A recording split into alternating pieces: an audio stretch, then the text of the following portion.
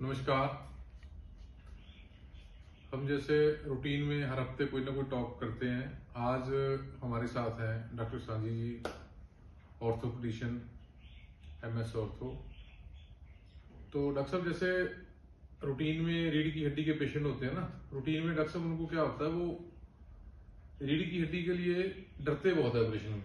जैसे किसी के डिस्क में, MRI में कोई दिक्कत आ गई, या कोई उसको लगता है उसका मनका हिल गया है, या उसके कोई प्लेट ने जैसे करिए कुछ भी डलना है, वो पता नहीं क्या रीजन है। जैसे आपने अब पीछे भी किया सर्जरी की, अभी परसों चौथ भी की है, रूटीन में बाकी भी करते रहते हैं रूटीन में। लेकिन वो पेशेंट को तो आमतौर पर दूसरे तीसरे दिन जब विद इन 2 डेज या 1 डे ही चलना शुरू हो जाता है, फिर भी इतना डर क्यों है? क्या बात है ये सर? देखिए, ऐसा है कि स्पाइन सर्जरी, जैसे हमने पिछली बार भी बात करी थी इसमें, कि आप अगर trend spine surgeon, trend orthopaedic spine surgeon से अगर वो सर्जरी कराते हैं, तो आज के टाइम पे ऐसी लेवल की टेक्नोलॉजी आ गई है, इस तरीके की सर्जरी होने लग गई है कि हम सेम डे पेशेंट को चलाना शुरू कर देते हैं। तो हमने परसों भी एक सर्जरी करी थी जिसमें हमने पेशेंट को 24 घंटे के अंदर अंदर चला दिया था, बिना सपोर्ट के। पेशेंट खुद से चलने लग गया था। और अगर हम उस तरीके से स्पाइन सर्जरी करें जिस तरीके से आज की टेक्नोलॉजी अवेलेबल है, जो कि हमारे गुरुदेव हॉस्पिटल में भी अवेलेबल है, तो पेशेंट सेम डे चलना शुरू कर सकता है। तो इसमें कोई डरने वाली बात नहीं है, और पेशेंट्स को इस चीज से डर के पीछे नहीं हटना चाहिए। रूटीन में जैसे आम ही होता है ना, जैसे किसी के टांग में दर्द जा रहा है, उसको MRI होगी, 4 बारी MRI कराते हैं पेशेंट। कराने के बाद हर एक डॉक्टर बता देता है उसको, कोई न्यूरो सर्जन बताता है या कोई ऑर्थोपेडिशियन बताता है, भाई आपकी न्यूरो स्पाइन की सर्जरी होनी है। वो डर जाते हैं एक्चुअली।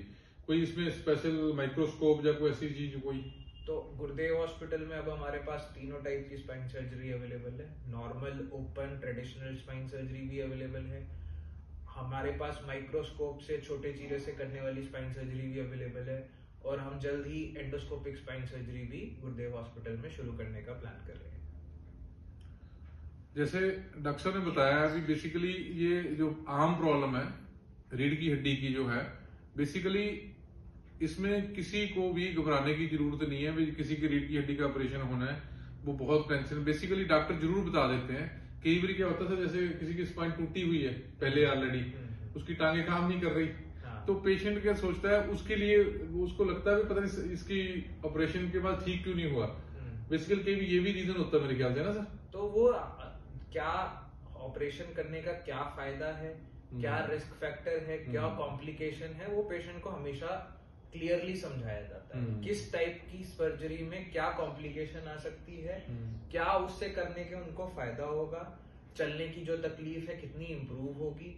जैसे अब किसी का फ्रैक्चर है फॉर एग्जाम्पल, उनकी लातों में ताकत नहीं है, बिल्कुल नहीं है, 0 ताकत है, तो अगर हम उसको सर्जरी नहीं करेंगे तो उसकी नसों को फ्री होने का चांस ही नहीं मिलेगा, तो पेशेंट को चलने का हम चांस ही नहीं देंगे। अब वो कितनी मैसिव इंजरी के साथ उनकी नसों पे डैमेज हुआ है, उस पर डिपेंड करेगा कि वो कितना चल पाएंगे, कितनी ताकत वापस आ पाएगी। तो वो भी हम फ्रैंकली जो भी पेशेंट को पता होना चाहिए वो हम बता के आगे बढ़ते हैं।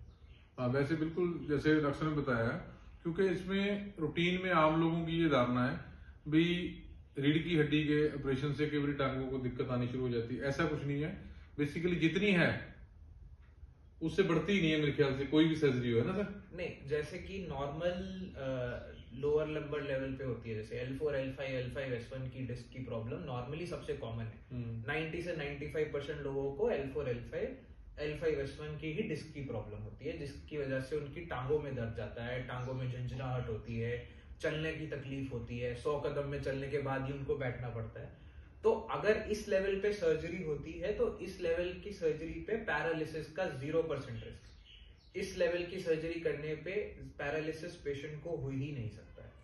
तो इसमें कोई डरने वाली बात नहीं है कि आप ऑपरेशन के बाद चल नहीं पाएंगे। हमारा ऑपरेशन करने का मकसद ही ये है कि आप चल पाए। अगर ऑपरेशन करके आप चल नहीं पाएंगे तो हम ऑपरेशन क्यों करें? बिल्कुल।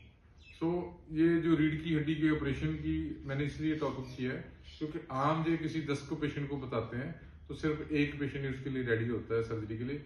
आप कहीं भी, चाहे आप पंजाब में, हिमाचल में, हरियाणा में कहीं भी रहते हो, तो रूटीन में आप जहां भी कोई अच्छा स्पाइन सर्जन, ऑर्थोपेडिशियन या न्यूरो सर्जन, जो भी आपको जहां पे अच्छा लगे, मतलब वहां पे आप मिलो, वो अच्छी तरह आपको इनके जो साइड इफेक्ट है वो बता के आपको जरूर मतलब कि ऑपरेशन करवा लेना चाहिए।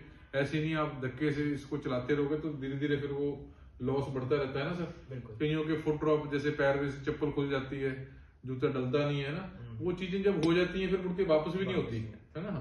सो जो एक बारी नास का लॉस हो जाएगा वो दोबारा वापस नहीं आएगा। इसलिए आपको जहां भी कोई एडवाइस करता है, बशर्ते आपको लगे भी उन्होंने एडवाइस किया, एक दो जगह और डिस्कस कर लो। ऐसा जरूरी नहीं है भी एक डॉक्टर ने बोल दिया आपको मन नहीं मतलब के मानना, तो खास करके ध्यान रखोगे आप। जो मलने के चक्कर में या कई बार फेसबुक वीडियो बड़े आते हैं उल्टे सीधे, भाई जी ग्रंथ मैं तो ऐसे आया था, लेट के आया था, चलने लग गया, ये सब 99% ऐसे हो नहीं से पाता। क्योंकि तो इतने इतने बड़े हॉस्पिटल बनाने की या इतने इतने बड़े महंगे इंस्ट्रूमेंट लेने की या इतनी बड़ी डिग्रियां करने की, जो बच्चे कम से कम 35-35 साल तक पढ़ते रहते हैं या कोर्स करते रहते हैं, उनको क्या जरूरत है करने की। फिर तो ऐसे ही चला लिया थोड़ा बहुत सीख के कहीं से। सो इन चक्रों में पढ़ने की बजाय आप अच्छी जगह जाके, जहां भी आपको अच्छा लगे, नियर बाई जो भी आपको नजदीक लगे, वहां पे जरूर इसका ट्रीटमेंट कराएं। और 2-4 जगह सलाह लेके फिर आप सर्जरी जरूर करा लें। इसको आंखें बंद ना करें, जिससे आंखें बंद करोगे तो आपका धीरे धीरे कोई और लॉस होगा जो वापस नहीं आएगा। ऐसे ही हम आपको कुछ ना कुछ हर हफ्ते बताते रहेंगे। धन्यवाद।